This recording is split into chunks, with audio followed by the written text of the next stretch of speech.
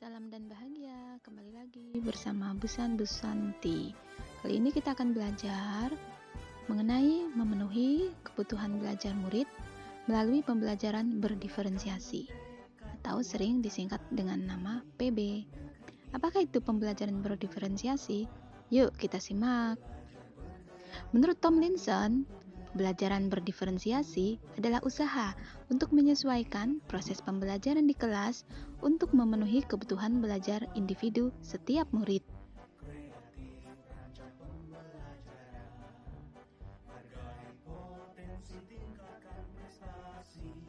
Apakah artinya guru yang memiliki 30 siswa harus mengajar dengan 30 cara yang berbeda?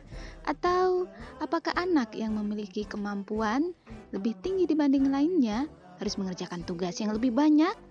Apakah demikian pembelajaran berdiferensiasi? Atau apakah artinya guru yang memiliki 30 siswa harus memberikan 30 tugas yang berbeda? Atau apakah yang sangat pintar berkelompok dengan yang sangat pintar saja? Jika jawabannya iya, terjadilah kekacauan, chaos. Karena guru bukan penyihir, guru bukan peri, guru bukan Superman.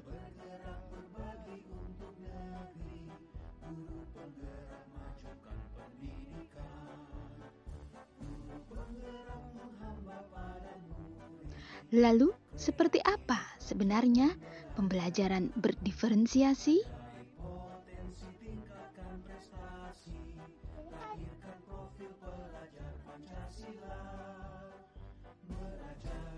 Pembelajaran berdiferensiasi adalah serangkaian keputusan masuk akal atau common sense yang dibuat oleh guru yang berorientasi kepada kebutuhan murid. 1. Kurikulum yang memiliki tujuan pembelajaran yang didefinisikan secara jelas. 2. Bagaimana guru menanggapi atau merespon kebutuhan belajar murid. 3. Menciptakan lingkungan belajar yang mengundang murid untuk belajar. 4. Manajemen kelas yang efektif. 5. Penilaian berkelanjutan. Itulah yang ada dalam pembelajaran berdiferensiasi.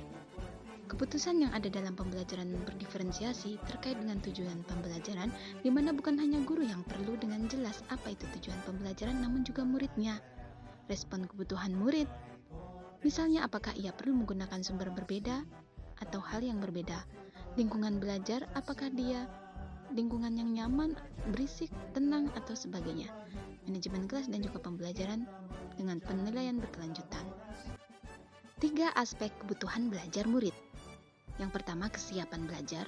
2. Minat murid. Dan 3. Profil belajar murid. Kesiapan murid atau readiness adalah terkait dengan kinerja lebih baik jika sesuai dengan keterampilan dan pemahaman sebelumnya. Minat murid memicu keingintahuan pada murid, dan profil belajar murid menunjang bekerja sesuai cara yang mereka sukai. Tingkat kesiapan murid atau readiness terkait apakah mereka berada pada info mendasar ataukah sudah pada tahapan transformatif, apakah masih konkret atau sudah abstrak, ataukah sederhana hingga kompleks, terstruktur, open-minded, dan sebagainya. Ingat, kesiapan belajar murid bukanlah tentang tingkat intelektualitas atau IQ.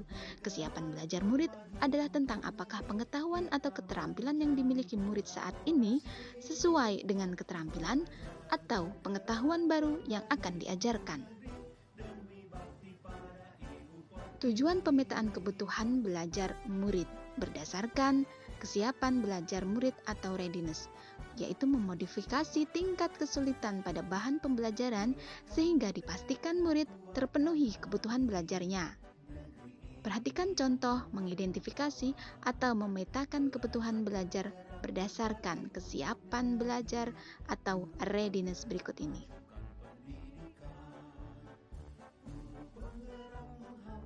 Ada 3 tingkatan kesiapan belajar, maka ada 3 macam tahapan tugas yang dapat diberikan kepada siswa sesuai dengan kesiapan belajarnya. Minat murid. Minat merupakan motivator murid. Minat terbagi menjadi 2, yaitu minat situasional dan minat individu.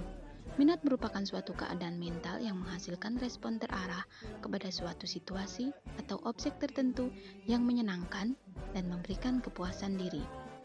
Minat situasional terkadang muncul berdasarkan situasi, dan minat individu begadang dalam jangka waktu yang lama. Cara menarik minat murid.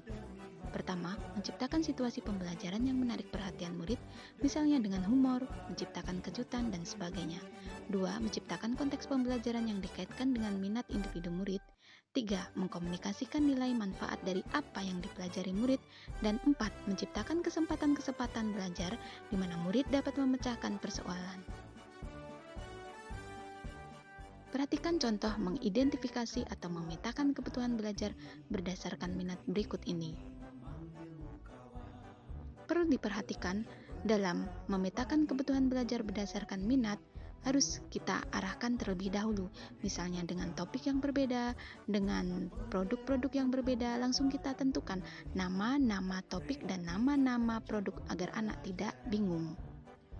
Profil belajar, profil budaya belajar, mengacu pada cara-cara bagaimana kita sebagai individu paling baik dalam belajar. Kesempatan kepada murid untuk belajar secara natural dan efisien terletak pada bagaimana kita memetakan berdasarkan profil budaya belajar.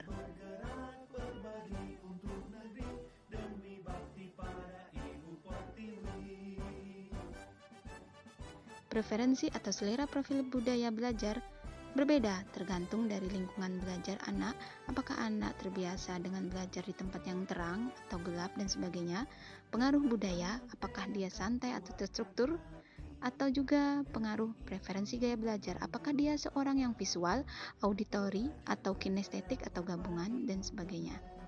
Berikut contoh mengidentifikasi atau memetakan kebutuhan belajar berdasarkan profil belajar murid. Setelah melakukan pemetaan, maka dapat menentukan bagaimana tindakan yang tepat jika anak tersebut visual, auditori, ataukah kinestetik.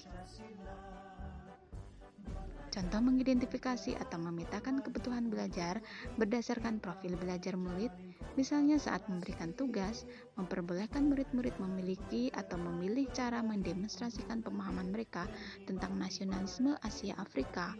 Murid boleh menunjukkan dalam bentuk gambar, video, kolase, kirigami, dan sebagainya. Berikut beberapa contoh cara-cara yang dapat dilakukan guru untuk mengidentifikasi atau memetakan kebutuhan belajar murid. Pertama, dapat melakukan pengamatan terhadap perilaku murid. 2. Mengidentifikasi pengetahuan awal yang dimiliki oleh murid dengan topik yang dipelajari. 3. Melakukan penilaian untuk menentukan pengetahuan, keterampilan, dan sikap mereka saat ini. 4. Mendiskusikan kebutuhan murid dengan orang tua atau wali murid. 5. Mengamati murid ketika mereka sedang menyelesaikan suatu tugas atau aktivitas. 6. Bertanya atau mendiskusikan permasalahan dengan murid.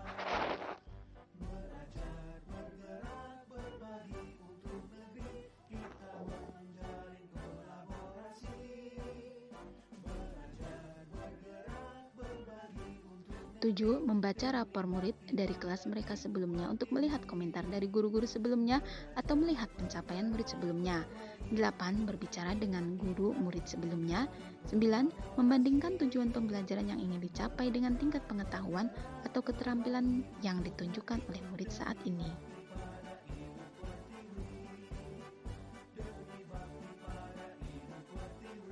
10. Menggunakan berbagai penilaian seperti penilaian diagnostik untuk memastikan bahwa murid telah berada dalam level yang sesuai. Melakukan survei untuk mengetahui kebutuhan belajar murid. Serta yang ke-12 adalah mereview atau melakukan refleksi terhadap praktik pengajaran mereka sendiri untuk mengetahui efektivitas pembelajaran mereka. Mengidentifikasi atau memetakan kebutuhan belajar murid tidak selalu harus melibatkan sebuah kegiatan yang rumit. Guru yang memperhatikan dengan seksama hasil penilaian formatif selama proses kegiatan belajar mengajar, perilaku murid atau terbiasa mendengarkan dengan baik murid-muridnya, biasanya akan dengan mudah mengetahuinya. Ragam pembelajaran berdiferensiasi konten, diferensiasi proses hingga diferensiasi produk.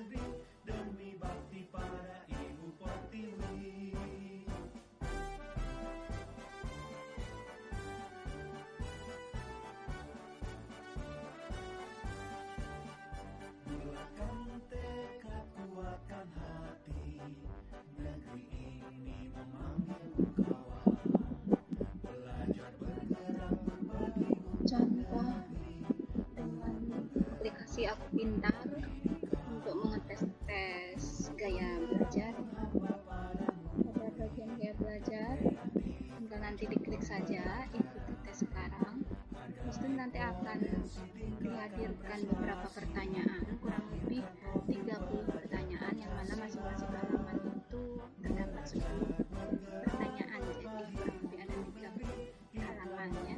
Di situ ada 3 jenis gaya belajar, yaitu visual, auditory, dan juga kinestetik ya.